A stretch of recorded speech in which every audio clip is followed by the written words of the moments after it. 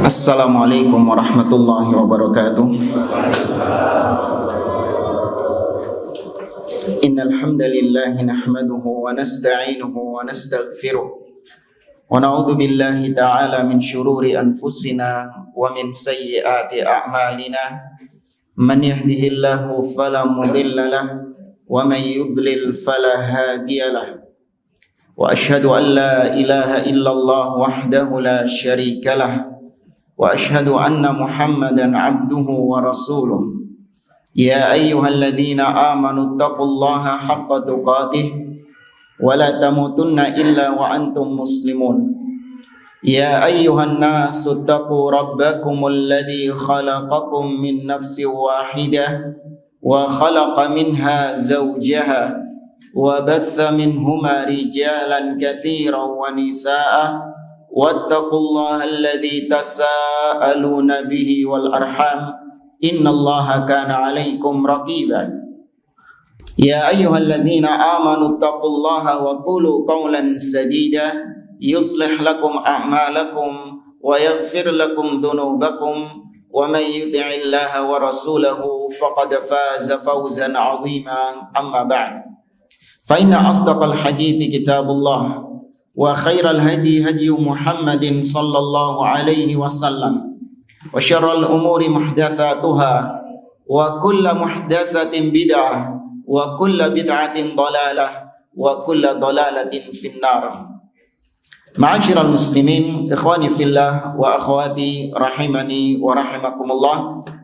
Alhamdulillah, segala puji bagi Allah Subhanahu wa taala yang karena limpahan nikmat dan taufiknya kita dipertemukan kembali oleh Allah di kajian kitab Ats-Tsabat 'alal Manhaj, atau tegar teguh di atas manhaj as-salaf, yang ditulis oleh Syekh Muhammad ibn Umar Bazmul hafizahullah ta'ala.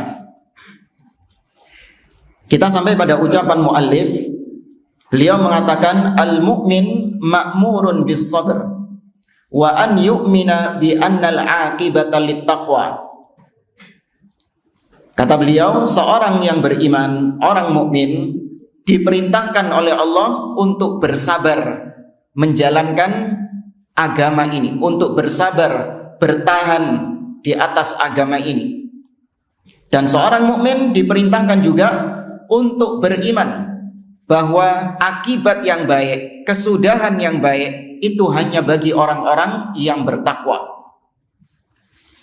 Para ulama yang lain mengungkapkan dengan kalimat al-haqqu mansurun wa mumtahanun. Kebenaran itu pasti ditolong oleh Allah Subhanahu wa taala. Namun kebenaran juga pasti ada ujian di dalamnya. Maka harus bersabar. Karena Allah pasti akan menolong orang-orang yang beriman, akan menolong ahlul haq. Cepat atau lambat pasti Allah akan menolong ahlul haq. Yang penting kita menjalankan agama ini dengan baik. Kita tetap tegar di atas agama ini, di atas akidah ini, di atas manhaj ini. Tidak belok ke kanan, tidak belok ke kiri. Kapan Allah berikan pertolongan kepada kita, itu terserah Allah Subhanahu wa ta'ala. Yang penting kita sudah melaksanakan perintah Allah untuk tetap berada di atas jalan Allah Azza wa Jalla. Kata beliau, qad taqarrara fil Qur'an amara Rasul sallallahu alaihi wasallam bis sabr bi sighati fi'lil amri wa kulluha maqrunatun bi annal ghalaba wan nasra wal aqibata lit taqwa. Kata Syekh, telah banyak di dalam Al-Qur'an, diulangi bolak-balik di dalam Al-Qur'an, di mana Allah memerintahkan Rasul sallallahu alaihi wasallam untuk bersabar. Ya, Allah perintahkan Rasul sallallahu alaihi wasallam untuk bersabar dengan kalimat perintah, fasbir. Ya, bersabarlah engkau wahai Muhammad. Tapi semua kesabaran itu, perintah Allah untuk Nabi sallallahu alaihi wasallam agar bersabar pasti diiringi dengan janji Allah bahwa kemenangan, kesudahan yang baik itu bagi orang-orang yang bersabar tersebut, bagi orang-orang yang bertakwa itu. Kemudian di sini beliau membawakan beberapa ayat-ayat yang menunjukkan hal tersebut. Disuruh bersabar Tapi janji Allah, kemenangan pasti akan didapatkan oleh orang-orang yang bertakwa. Seperti dalam surah Hud ayat ke-49, Allah mengatakan, fasbir, bersabarlah wahai Muhammad, innal aqibata lil muttaqin, sesungguhnya akibat yang baik, kesudahan yang baik itu milik orang-orang yang bertakwa. Di ayat yang lain di surah Thaha ayat 130, Allah Ta'ala berfirman, fasbir ala ma yaqulun wasabbih bihamdi rabbika qabla tulu'i syamsi wa qabla ghurubiha wa min ana'il laili fasabbih wa atrafan nahar la'allaka tarda. Kata Allah, fasbir, bersabarlah kau wahai Muhammad, ala ma yaqulun, atas apa yang diucapkan oleh kaummu dari cacian, bulian, ejekan. Sabarlah engkau, artinya jangan kau mengikuti kemauan mereka. Ya, sekali lagi, sabar itu bukan berarti terus kita diem, nggak boleh melawan. Enggak, selama melawan itu tetap di atas jalur yang benar, di atas koridor yang benar, maka itu tidak dikatakan nggak sabar. Ya, yang dikatakan tidak bersabar adalah kau menghadapi fitnah yang ada, menghadapi situasi-situasi yang ada, menghadapi gelombang badai yang ada, kau hadapi dengan cara-cara yang diharamkan oleh Allah Azza wa Jalla. Itu yang dikatakan tidak bersabar.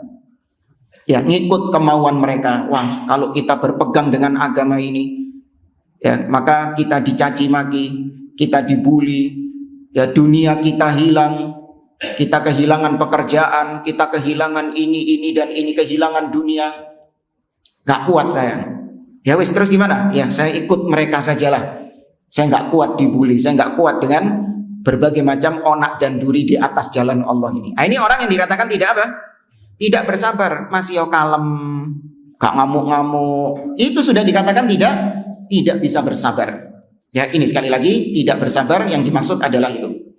Fasbir ala ma yaqulun, bersabarlah kau wahai Muhammad atas apa yang mereka ucapkan, dan bertasbihlah kepada Allah dengan memuji Allah sebelum terbitnya matahari dan setelah terbenamnya matahari, dan juga ketika di waktu pertengahan malam dan di ujung siang, yaitu sore hari, la'allaka tarda, agar engkau ridho dengan apa yang Allah takdirkan kepadamu itu. Ya, diperintahkan untuk bersabar, kemudian diperintahkan bertasbih, memuji Allah Azza wa Jalla. Kemudian juga di dalam surah Ar-Rum ayat yang ke-60, Allah mengatakan, fasbir inna wa'dallahi haqqun wa la yastakhifannaka alladhina la yuqinun. Surat Ar-Rum ayat yang terakhir ini. Kata Allah, bersabarlah kau wahai Muhammad, sesungguhnya janji Allah itu hak. Ini yang terkadang kita kurang. Allah sudah berjanji bahwasanya Allah akan menolong orang-orang yang beriman. Wa kana haqqan alaina nasrul mu'minin, kata Allah. Sungguh telah menjadi kewajiban bagi kami, kata Allah, untuk menolong orang-orang yang beriman, menolong orang-orang yang di atas kebenaran. Namun terkadang sebagian kita menganggap bahwa janji Allah ini, janji Allah tidak ditepati. Mana ini? Kita sudah bertahun-tahun bersabar di atas agama ini, bertahun-tahun berada di atas manhaj ini, namun pertolongan Allah tak kunjung datang. Ini sama saja dia menganggap bahwa janji Allah itu mengingkari janjinya. Tidak. Innallaha la yukhliful mi'ad. Allah tidak pernah mengingkari janjinya. Cuman kita yang memang kurang sabar, tergesa-gesa. Dan itu yang dikatakan Nabi SAW kepada Khabbab ibnul Arat yang pernah kita kisahkan. Yang ketika punggungnya melepuh karena dibakar oleh orang-orang Quraisy, oleh kaumnya, ya, kemudian minta kepada Nabi agar Nabi meminta tolong kepada Allah. Di akhir ucapannya Nabi mengatakan, walakinnakum tasta'jilun, akan tetapi kalian itu adalah kaum yang tergesa-gesa, gesusu, maunya langsung ditolong sama Allah, maunya langsung mendapatkan kemenangan. Tidak, ada ujiannya. Sesungguhnya janji Allah itu hak. Wala yastakhifannaka alladhina la yuqinun. Maka janganlah orang-orang yang tidak beriman itu membuat engkau menjadi gelisah, membuatmu galau, membuatmu sedih. Ya, orang-orang yang tidak beriman ketika mereka mengganggumu, ketika mereka menyakitimu, jangan membuat engkau galau, jangan membuat engkau gelisah. Janji Allah itu hak, kata Allah Azza wa Jalla. Fasbir, maka bersabarlah. Tetap tegar di atas agama ini, tegar di atas akidah ini. Kemudian juga dalam surah Ghafir, ya surah Ghafir ada dua di sini. Ada ayat yang ke-55 dan ayat yang ke-77. Ini semuanya sama, intinya fasbir, fasbir, fasbir semuanya. Tak kasih nama surat sama ayatnya doa ya, enggak dibaca satu-satu. Banyak soalnya yang dibawakan sama beliau ini. Ya, tadi surat Ghafir ayat 55 sama ayat 77. Kemudian surat Al-Ahqaf. Ya, surah Al-Ahqaf ayat 35. Fasbir kama sabara ulul azmi minar rusul. Bersabarlah engkau wahai Muhammad sebagaimana sabarnya rasul-rasul dari kalangan ulul azmi. Siapa rasul ulul azmi? Nuh, Ibrahim, Musa, Isa, dan juga Nabi SAW. Kemudian juga ada dalam surat Qaf ayat yang ke-39. Ada juga dalam surah Al-Qalam ayat 48. Ya, Al-Qalam, Nun wal qalami wama yasturun ayat 48. Kemudian surah Al-Ma'arij ayat yang kelima, fasbir sabran jamila. Ya, fasbir sabran jamila. Surah Al-Ma'arij ayat yang kelima. Setelah itu surah Al-Muddathir ayat yang ke-7. Ya, wali rabbika fasbir.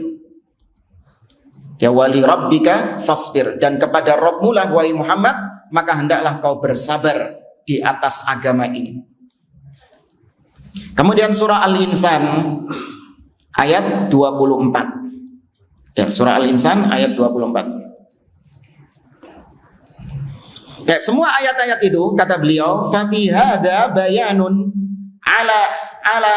fa fi hadza bayanun anna 'alal mu'min as-sabra wa huwa thabatu 'ala dinil haqq amama da'il hawa wasyahwa.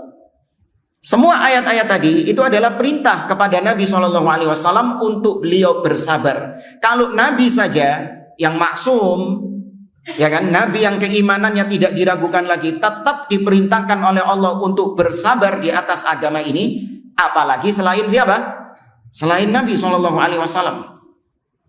Maka dari ayat-ayat tadi yang kita sebutkan menunjukkan kepada kita bahwa seorang mukmin wajib bersabar, yaitu at-thabat, tegar, tetap kokoh di atas agama yang hak ini, di atas manhaj as-salaf, pemahaman para salafus saleh, tetap tegar meskipun banyak di sekeliling kita da'i al-hawa, di tengah gelombang badai hawa. Hawa di sini maksudnya apa?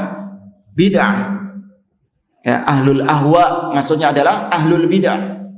Kita tetap tegar memegang akidah salaf di tengah-tengah orang-orang yang menyeru kepada akidah-akidah yang menyimpang. Ya, di tengah orang-orang yang menyeru kepada syubhat. Namun kita nggak terlena dengan syubhat tersebut. Meskipun yang berkeyakinan seperti itu banyak. Ya, kita minoritas. Meskipun yang menyimpang banyak, namun kita tidak terlena dengan hal tersebut. Ya, tetap tegar. Wasyahwa. Demikian juga tetap tegar dari sisi syahwatnya. Ya, ini dua senjata syaitan, kata Imam Ibnu Qayyim Al-Jauziyah dalam kitabnya Zadul Ma'ad, ketika beliau menyebutkan tentang maratibul jihad, tingkatan-tingkatan jihad. Ada jihadun nafs, berjihad melawan diri sendiri.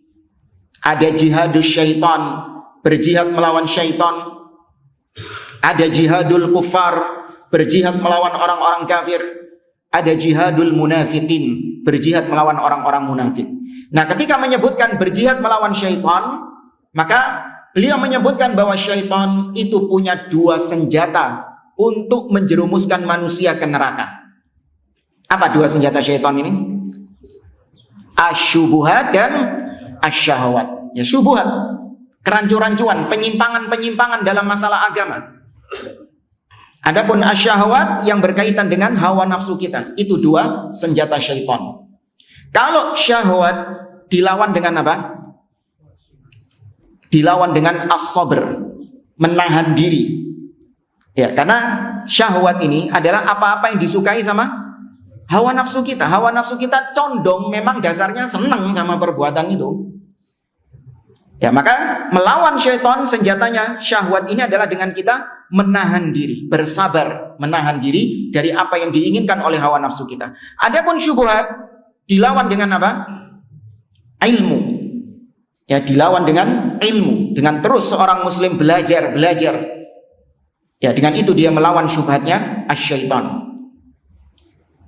Ma'a bisyarat bisyaratin lahu bi annal aqibata littaqwa.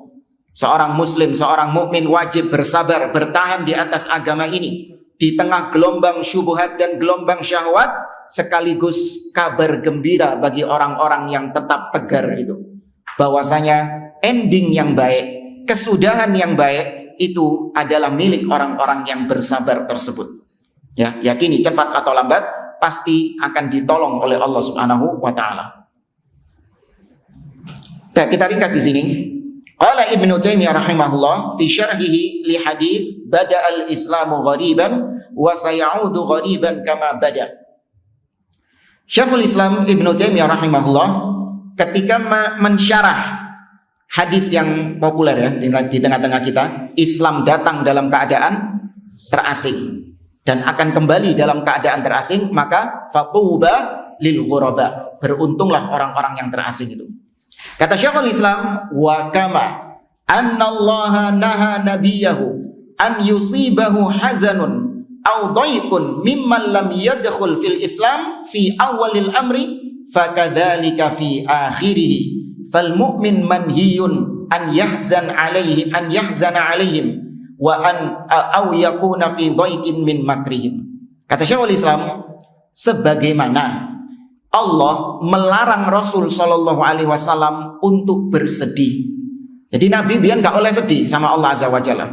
Ketika Nabi lihat banyak orang-orang yang nggak mau masuk Islam di awal-awal dakwahnya Nabi itu, apakah begitu Nabi berdakwah langsung sak kota Makkah mlebu Islam kabeh? Tidak. Ya, ada yang menerima dan ada yang menolak.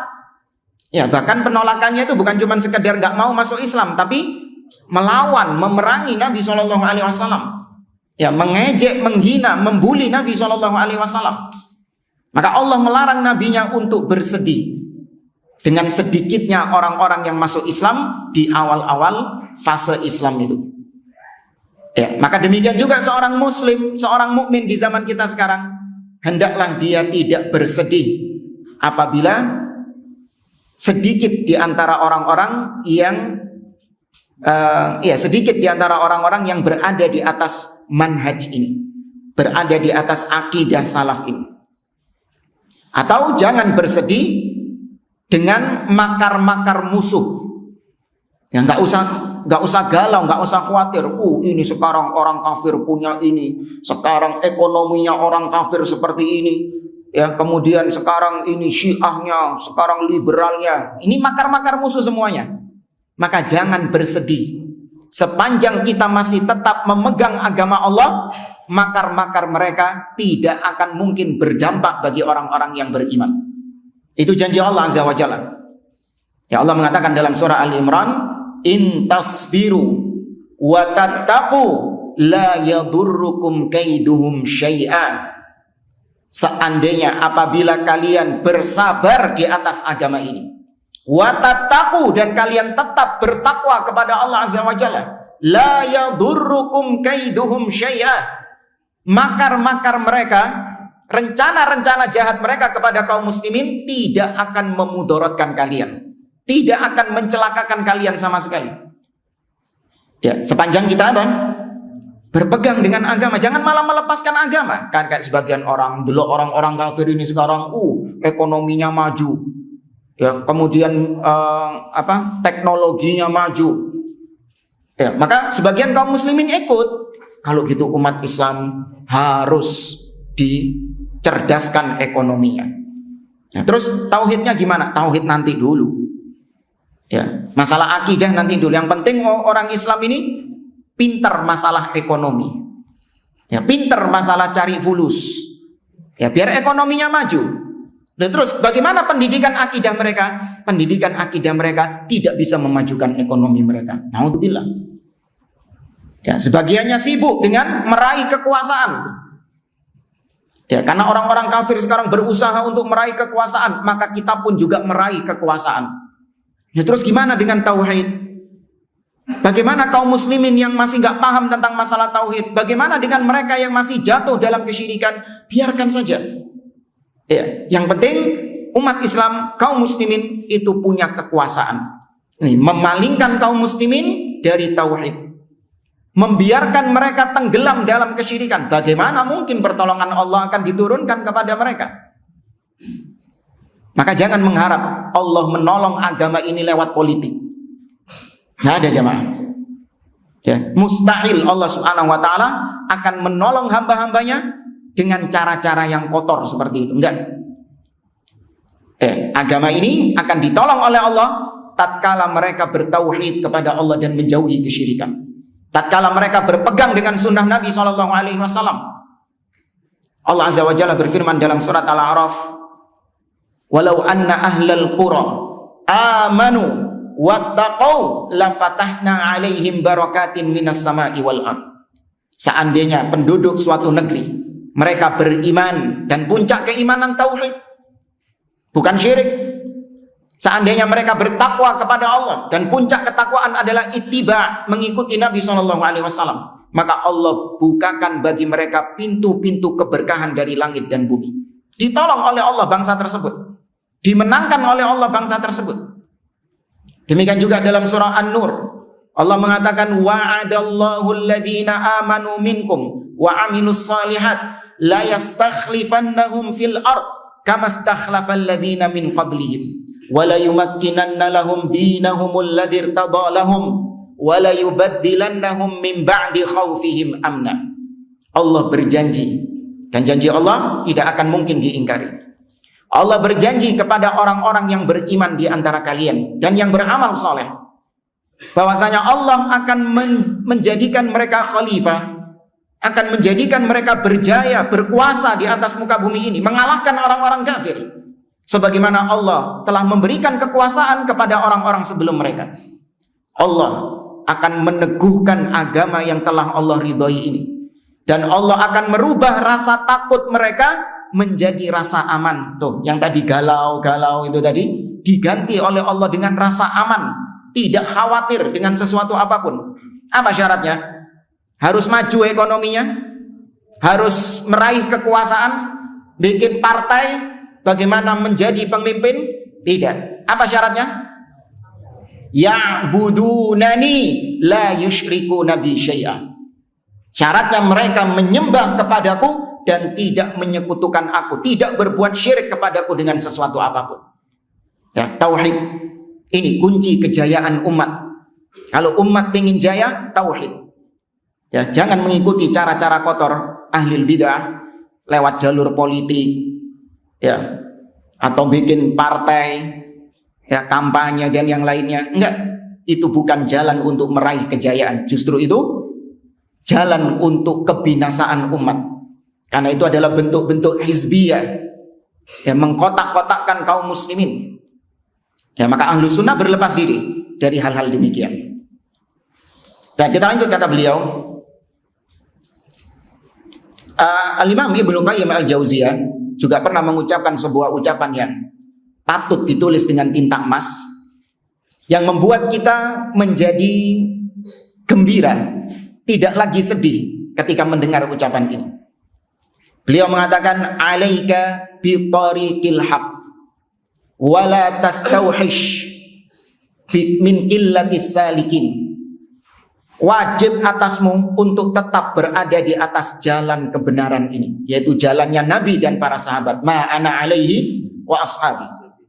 Wajib atas kalian tetap berada di atas agama ini, di atas akidah ini. Dan jangan kau sedih dengan sedikitnya orang-orang yang berjalan di sini.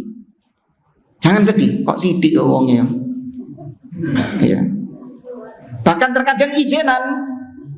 Soalnya jamaah, ijenan sebagaimana kata Abdullah bin Mas'ud, antal jamaah wa in kunta wahdak.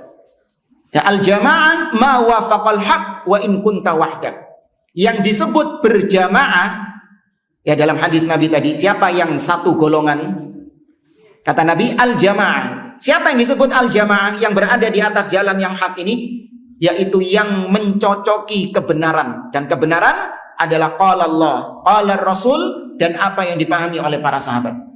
Yang mencocoki kebenaran, maka dia yang disebut berjamaah. Wa in kunta wahdak, masih opon ijenan, meskipun engkau seorang diri.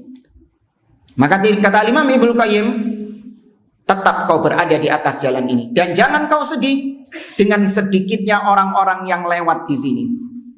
Kemudian kata beliau, wa iyyaka wa tariqil batil wa tariqul batil. Hati-hati, waspada, jauhkanlah dirimu dari jalan yang batil, dari akidah-akidah yang menyimpang, dari kebid'ahan-kebid'ahan. Jauhkan dirimu dari itu semuanya. Wala taghtar bi kathratil halikin, dan jangan tertipu, jangan terlena dengan banyaknya orang-orang yang jalan di atas jalan kesesatan itu. Karena kecondongan manusia itu pengennya itu apa? Rame-rame cek boloi. Ya kan? Itu sifat dasar manusia. Ketika dia anti mainstream, beda dari kebanyakan orang, itu terkadang dia dikucilkan, dianggap aneh. Yaitu namanya ghuraba. Sepanjang memang akidahmu sebagaimana akidahnya Nabi dan para sahabat, jalani sudah. Meskipun kau terasing. Ya, tapi ingat sekali lagi, nggak mesti semua yang terasing itu berarti hak. Ya, lihat-lihat terasingnya dulu. Kalau terasingnya itu karena memegang kebenaran, benar-benar dia akidahnya di atas akidahnya Nabi dan para sahabatnya, para salafus soleh, dia terasing, ya ini al-ghuraba yang dimaksud. Tapi kalau dia terasing karena memang sesat, bukan ghuraba itu, gerobak. Gerobak. Karena memang sesat. Jadi jangan dianggap nanti ada perkumpulan bawah tanah. Ya kan? Perkumpulan bawah tanah. Biasanya teroris-teroris kalau mau ngerekrut anggotanya itu ketemunya bawah tanah. Yang ikut kajian cuma 2-3 orang tertutup. Ya, kok Siti kajiannya Ustaz? Iya, ghuraba. Cari Ustaz. Ghuraba. Duduk gerobak itu tadi. Ya, maka sedikit itu bukan menjadi tanda pasti bahwa dialah al-ghuraba. Enggak. Lihat-lihat dulu. Sedikit, ya minoritas, namun ternyata dia di atas kebenaran, di atas jalannya Nabi dan para sahabatnya, di atas akidahnya Nabi dan para sahabatnya, ya ini yang disebut ghuraba. Ya, maka jangan terlena dengan banyaknya orang-orang yang menyimpang. Jadilah anti mainstream. Ya, lawan arus, ya itu memang berat. Lebih enteng mana? Antum di sungai berjalan ikut arus sungai atau berjalan melawan arus sungai? Lebih enteng mana? Ikut arus sungai, semeneng otok. Ya, ojo lapo-lapo lak kintir dewi. Ya. Tidak perlu mengeluarkan tenaga kintir dewi wisan. Ikut kebanyakan orang. Ya, musim-musim ini melo, ya, ada musim-musim ini melo, kaum muslimin lagi musim begini ikut. Ini orang yang nggak punya pendirian. Adapun ahlu sunnah enggak, dia tetap bersabar.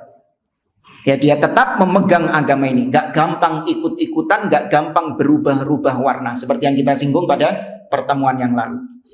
Ya, bukan mutalawwin.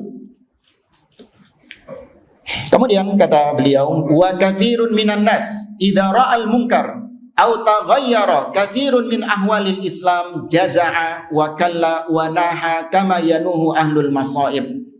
Dan kebanyakan manusia ya, ketika melihat kemungkaran atau ketika melihat kaum muslimin sudah banyak perubahan-perubahan, maka dia itu sedih, cemas, ya, kemudian galau sebagaimana galaunya orang-orang yang ditimpa musibah. Ya memang boleh sedih sewajarnya. Tapi jangan kemudian kita menganggap bahwasanya apa yang ada pada manusia kebanyakan dari maksiat mereka, dari kesesatan, penyimpangan mereka, jangan menganggap bahwa mereka bisa memudorotkan kita. Mereka bisa mencelakakan kita. Sepanjang kita memegang kebenaran, gak akan mungkin mereka bisa mencelakakan kita. Ini lagi marak LGBT, lagi marak komunis, lagi marak Syiah, ya, lagi marak gerakan ini, lagi marak narkoba dan yang lainnya.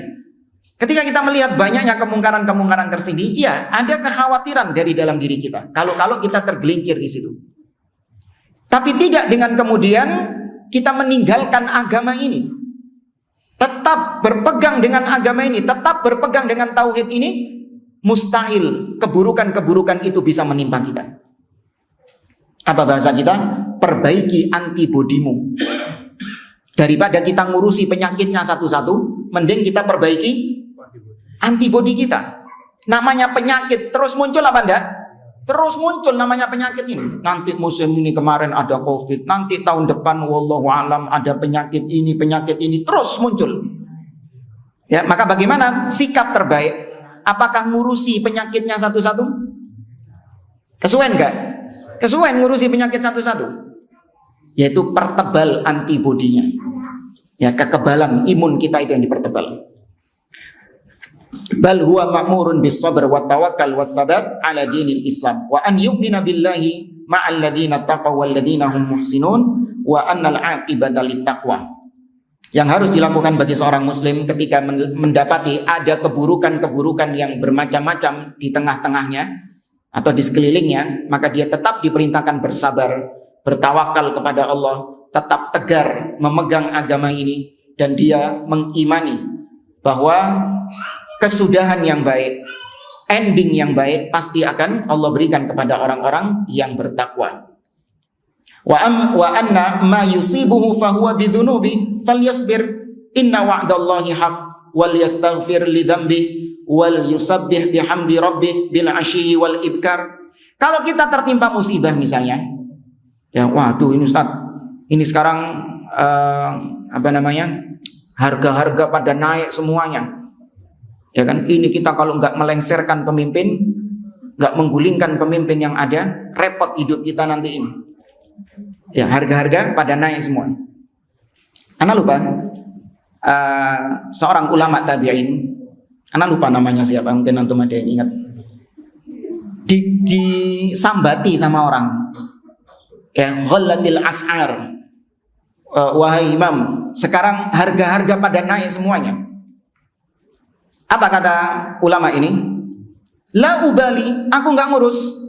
Lau anna dzurratal qamhi bidinar la ubali. Aku nggak ngurus masih harga naik. Bahkan kalaupun seandainya satu biji gandum harganya 1 dinar, aku nggak peduli, kata dia.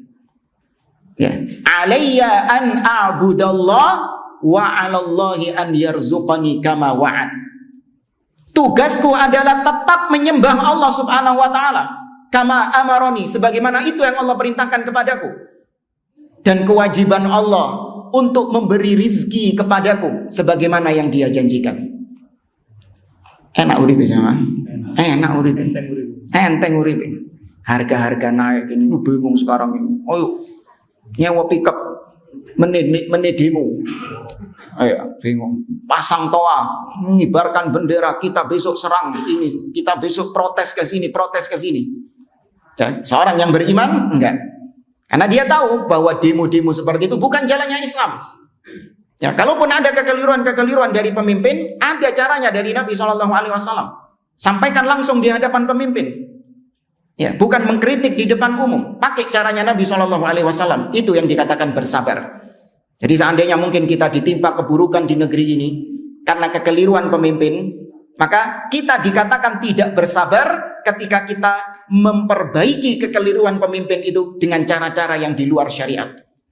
Seperti demo, mencaci maki di mimbar-mimbar. Ini gak sabar. Tapi ketika kita datangi penguasa, kita nasihati langsung di hadapannya, nah ini baru dikatakan bersabar karena caranya benar. Ya. Kata Nabi SAW, Dalam hadisnya yang diriwayatkan oleh Iyad bin Ghunmin, dalam riwayat Imam Ahmad dan juga dalam riwayat Ibnu Abi Asim, Nabi mengatakan, man arada an yansaha li sultanin bi amrin fala yubdi lahu alaniyah. Barang siapa yang punya nasihat kepada pemimpin, maka jangan ditampakkan di depan umum. Walakin liyakhud biyadi, tapi hendaklah digandeng tangan pemimpin tersebut. Wa yakhluwa bihi, dan berdua-duaan dengan pemimpin itu.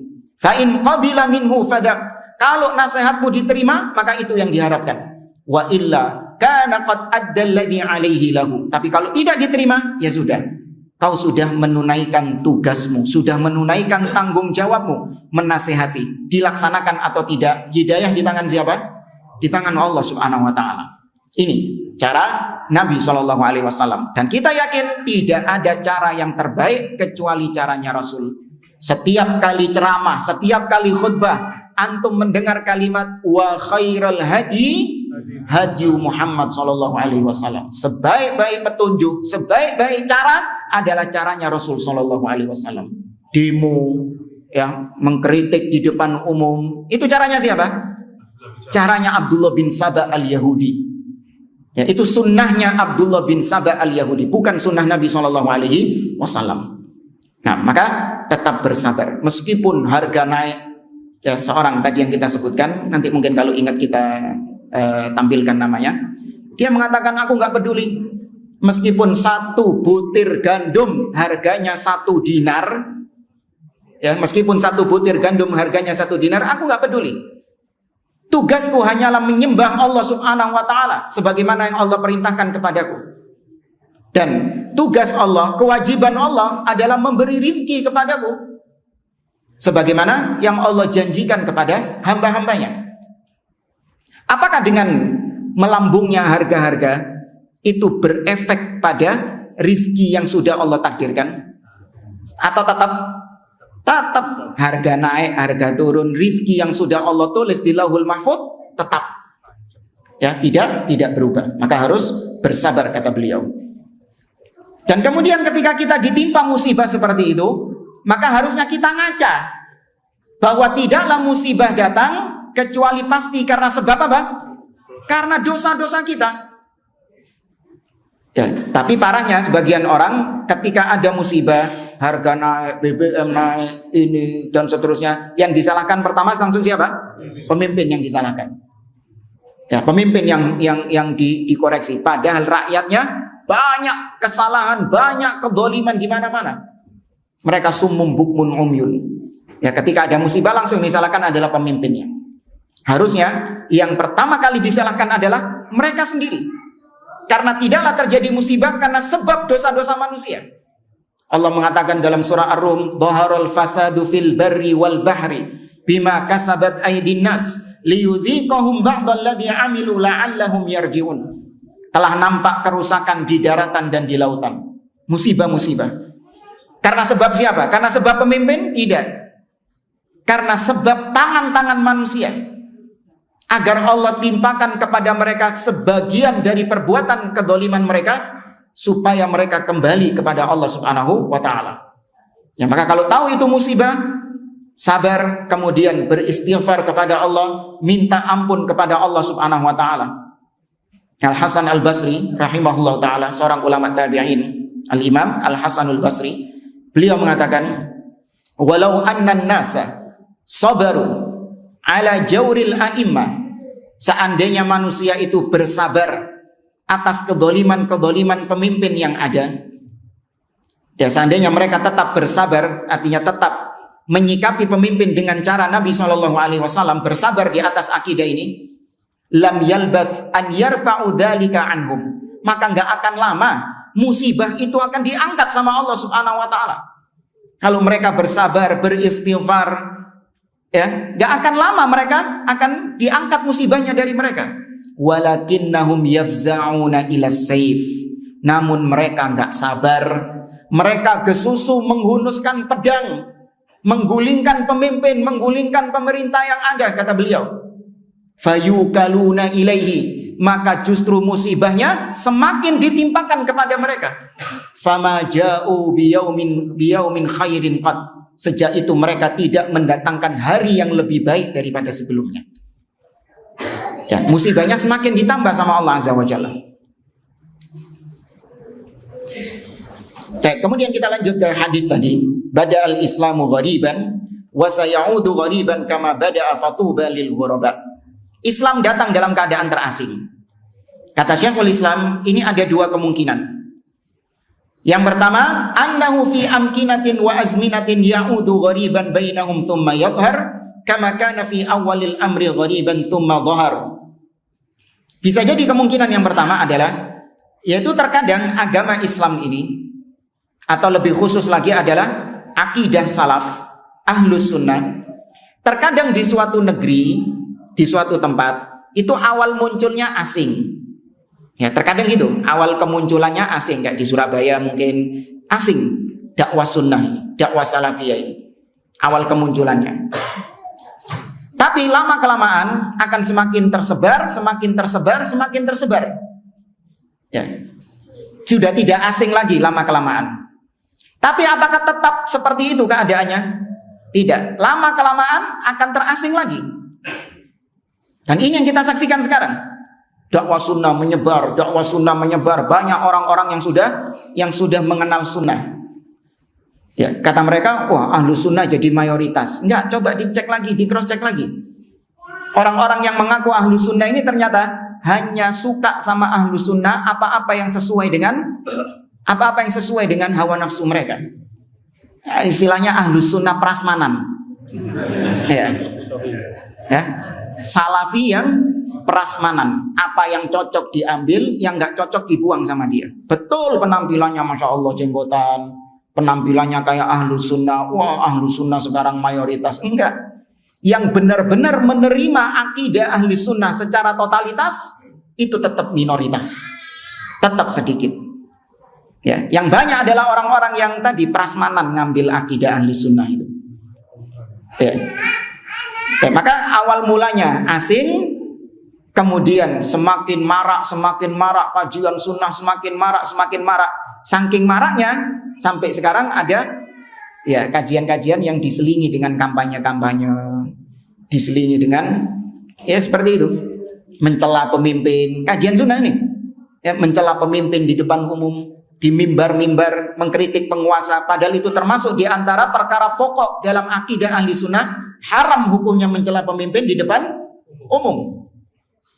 Ya, itu tadi, karena sudah semakin banyak, nggak terfilter lagi. Ya, filternya jebol. Paham ya? Filternya sudah jebol. Karena saking banyaknya orang yang masuk ke dakwah salafiyah, ikut kajian sunnah, filternya jebol. Akhirnya masuk di situ orang-orang yang menyimpang, tapi mengaku sebagai ahlus sunnah. Ya, maka waspada. Tetap kita berada di atas akidah salaf. Terima akidah salaf ini secara total. Imani secara total. Jangan cuman maunya yang cocok sama hawa nafsu diterima, yang nggak sesuai ditolak. Saya kalau masalah asma wa sifat, ya saya ikut akidah salaf, Ustaz. Tapi kalau masalah pemimpin, gak iso, Ustaz. Saya lebih cocok ke akidahnya Ikhwanul Muslimin, Ustaz. Ya, kalau masalah menyikapi pemimpin. Kalau asma wa sifat oke lah. Ya, cocok saya sama akidahnya salaf ini. Tapi kalau masalah menyikapi pemimpin ini, nggak bisa saya ikut akidah salaf ini. Saya cocoknya sama akidahnya Ikhwanul Muslimin, akidahnya Khawarij. Ya, cocoknya sama itu saya. Karena sesuai dengan hawa nafsu saya. Naudzubillah. Ya, akidah salaf itu bukan prasmanan. Harus diambil secara total. Ya, makanya ada kitab yang ditulis oleh Syekh Abdus Salam yang bernama Kun Salafiyan alal Jadah. Jadilah engkau salafi sejati. Artinya salafi secara total. Ojo jadi salafi nanggung-nanggung. Ya, salafi cuman bajunya tok, ahlu sunnah cuman pakaiannya tok, akidahnya tapi campur adul nggak karuan, tidak. Ya, jadilah salafi secara totalitas. Pelajari akidah salaf. Apa yang membedakan antara ahlu sunnah dengan ahli bidah? Poin-poin itu jangan sampai antum nggak tahu. Ya, seorang ahlu sunnah jangan sampai dia nggak tahu poin-poin pembeda antara ahlu sunnah dengan ahli bidah. Ya, tapi kalau poin-poin yang ahlu sunnah sama ahli bid'ah sama, itu jangan terlalu Jangan dijadikan prioritas. Masalah rumah tangga misalnya, sama nggak antara ahlu sunnah dengan ahli bid'ah? Podo kurang lebih 11-12. Apakah kalau ahli bid'ah itu istrinya suruh cari nafkah, suaminya yang hamil? Apa gitu konsepnya rumah tangganya ahli bid'ah? Apa kayak gitu? Enggak sama, podo 11-12 kayak kita. Ya. Masalah akhlak. Ya, apakah akhlaknya ahli bid'ah sesama tetangga, akhlak sesama sesama teman, apa sama beda dengan kita? Sama kurang lebih. Tapi kalau sudah berbicara masalah tauhid, al-wala wal bara, ya tentang masalah takdir, tentang masalah asma wa sifat, tentang menyikapi pemimpin, nah itu poin-poin yang menjadi titik sentral perbedaan ahlu sunnah dengan ahli bid'ah. Prioritaskan Anda belajar di situ.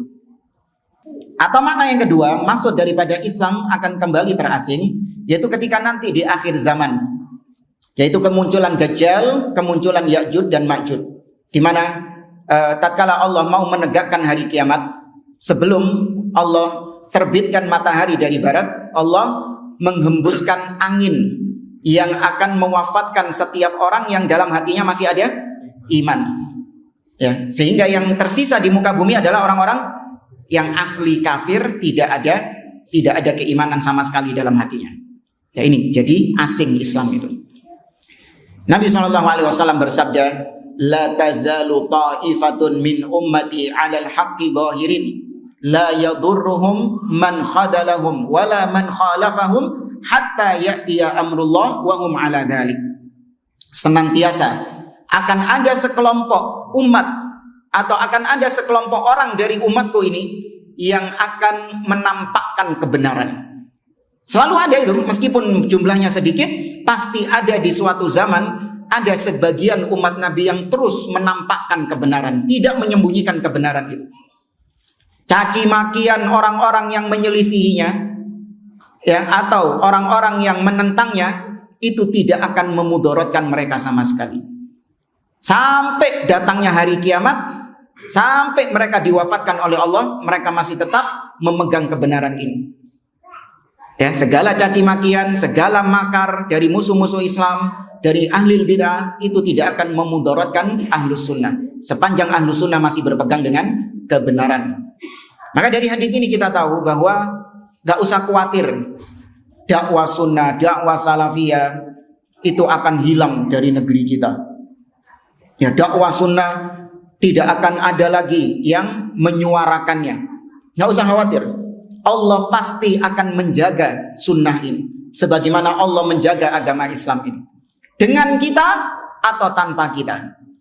Cek gak pede. Ya, jangan merasa terus kita ini punya andil yang besar dalam dakwah sunnah ini. Oh, nek ono aku, mbok dadi opo Surabaya ini. Naudzubillah. Siapa ente? Ada ente, tidak ada ente. Dakwah sunnah tetap ada, akan dijaga senantiasa sama Allah Subhanahu wa taala. Ya, mungkin ada orang yang diganggu, dihentikan kajiannya, dihentikan dakwahnya, bahkan mungkin sampai dibunuh sekalipun, dengan harapan supaya dakwah sunnah ini hilang, bisa? Nah, akan bisa. Tetap Allah akan memunculkan orang-orang yang menampakkan kebenaran. Sebagaimana hadis tadi, la tazalu ta'ifatun 'alal haqqi zahirin. Senantiasa ada sekelompok umat yang menampakkan kebenaran. Nah, dan jamaah rahimani wa rahimakumullah, sebenarnya ini ada pembahasan yang tersisa, yaitu dari beliau menutup kitab ini dengan hadis Abdullah bin Abbas, ihfazillaha yahfadka. Jagalah Allah, maka niscaya Allah akan menjagamu. Hadis yang masyhur itu ya. Itu ditutup dengan hadis ini. Nah, mungkin kalau bisa satu pertemuan lagi kita tuntaskan, atau kalau enggak ya mungkin besok bisa ganti kitab yang baru insyaallah. Tiap jamaah kita masuk sesi tanya jawab. Mengkhususkan doa surat Al-Baqarah 126 di saat momen-momen tertentu seperti saat ini, apakah dibutuhkan dalil secara khusus juga, Ustaz? Iya. Ayat yang ada dalam surah Al-Baqarah 126 yaitu doa Nabi Ibrahim, Rabbi ja'al hadza baladan amina. Ya Allah, jadikanlah negeri ini adalah negeri yang aman. Ini sebenarnya secara khusus yang dimaksud oleh Nabi Ibrahim negeri apa? Makkah. Ya, tapi bukan berarti kemudian nggak boleh digunakan untuk negeri-negeri yang lain. Ya boleh kita menggunakan doa yang diajarkan oleh Allah dalam Al-Quran atau diajarkan Nabi dalam hadisnya. Boleh kita gunakan untuk keperluan kita, untuk doa-doa kita sehari-hari boleh. Tapi yang jadi masalah adalah yaitu mengkhususkan membaca doa tersebut di saat momen-momen tertentu ya dengan alasan bahwasanya ini pas dengan momen yang dimaksud. Ini butuh dalil. Ya, sekali lagi ini butuh dalil. Membaca suatu doa di saat momen tertentu mengkhususkan loh ya. Bukan berarti kita melarang berdoa dengan doa ini, tidak. Ini yang saya maksud adalah mengkhususkan doa tersebut di hari tertentu. Seperti sekarang ini. Ya, banyak orang-orang yang mengkhususkan. Ya, meskipun sebagian mereka mengatakan, oh enggak, saya tiap hari berdoa seperti ini. Oh baik kalau gitu. Ya, saya setiap hari selalu mendoakan kebaikan untuk negeri ini.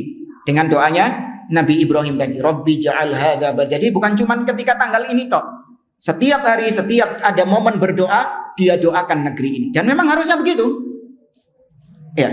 Tapi yang jadi masalah, ada orang-orang yang nggak pernah tahu doa ini. Nggak pernah membaca doa ini. Baru ketika 17-an, Rabbi ja'al hadza baladan amina. Nah, ini bid'ah. Paham ya? Ini bid'ah. Sama kayak hari ibu. Berbakti sama ibu cuman sedih-sedih notok. Iya. Padahal harusnya berbakti sama ibu kapan? Tiap hari, setiap saat. Nah, ini juga kewajiban mendoakan negeri setiap saat. Tapi dikhususkan doanya cuman hari ini tok, tanggal 17 tok. Rabbi ja'al hadza, pasang status. Ayo, Masya Allah. Ya, ini sama seperti mengkhususkan membaca surat Yusuf ketika waktu hamil. Yang sering kita ulang-ulang. Jadi ketika ibu hamil, itu mengkhususkan membaca surat Yusuf. Jadi ganteng hari ini. Bukan berarti ibu hamil nggak boleh baca surat Yusuf. Tidak. Ini ada seorang ibu hamil. Dia itu sebelum hamil maca Al-Baqarah, Ali Imran, An-Nisa, ya, Al-Maidah, terus diurutkan sama dia. Baru waktu tutup surat Yusuf, meteng deh. Hamil dia. Apa berhenti dia?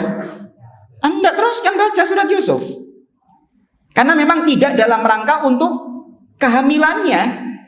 Yang jadi masalah adalah orang-orang yang memang sengaja karena dia hamil, maka dia baca surat Yusuf. Niatnya itu memang adalah karena sebab dia hamil. Ini nggak boleh. Nah sama, saya baca doa ini, Rabbi ja'al hadza baladan amina. Kalau Anda menemukan orang-orang yang sekarang bikin status itu, Rabbi ja'al hadza baladan amina, tanyakan kepada dia, kenapa kau berdoa seperti itu? Sebabnya apa?